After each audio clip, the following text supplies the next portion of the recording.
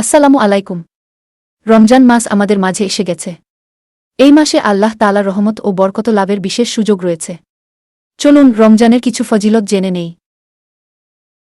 ইসলামে রমজান মাস অত্যন্ত গুরুত্বপূর্ণ। এটি আল্লাহ তাআলার পক্ষ থেকে এক বিশেষ নেয়ামত। এই মাসে কোরআন নাজিল হয়েছে এবং এটি সংযমের মাস। রমজান মাস তাকওয়া অর্জনের মাস।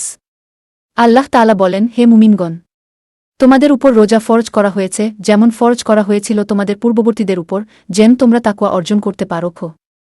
সূরা আল বাকারা 1-3। এই মাস বেশি বেশি কুরআন তেলাওয়াত করুন। দরিদ্র ও অভাবীদের দান করুন। তারাবিহ নামাজ আদায় করুন এবং আল্লাহর কাছে ক্ষমা চান। বেশি বেশি নফল ইবাদত করুন। আত্মীয় স্বজনের সাথে সম্পর্ক ভালো রাখুন। মিথ্যা, গীবত ও খারাপ কাজ থেকে নিজেকে বাঁচিয়ে চলুন। রোজা অবস্থায় খাবার ও পানীয় গ্রহণ করা থেকে বিরত থাকুন। ঝগড়া বিবাদ ও গালিগালাজ করা থেকে নিজেকে বাঁচিয়ে রাখুন। সময় নষ্ট করা থেকে দূরে থাকুন এবং বেশি বেশি ইবাদতে মনোনিবেশ করুন।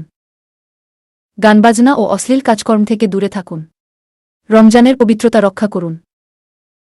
রমজানের শেষ দশকে সবে কদর তালাশ করুন। এই রাতে ইবাদত করলে হাজার মাসের চেয়েও বেশি সওয়াব পাওয়া যায়। লাইলাতুল কদর একটি অত্যন্ত মূল্যবান রাত। এই রাতে বেশি বেশি নফল নামাজ পড়ুন, কুরআন তেলাওয়াত করুন এবং আল্লাহর কাছে দোয়া করুন। নিজের গুনাহের জন্য ক্ষমা চান এবং দুনিয়া ও আখিরাতের কল্যাণের জন্য দোয়া করুন।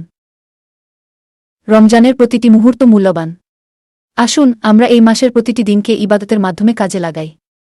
আল্লাহ আমাদের সবাইকে রমজানের ফজিলত লাভের তৌফিক দান করুন।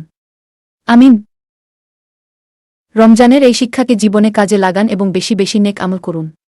আমাদের চ্যানেলটি সাবস্ক্রাইব করে ইসলামিক জ্ঞান অর্জন করুন ও অন্যদের সাথে শেয়ার করুন।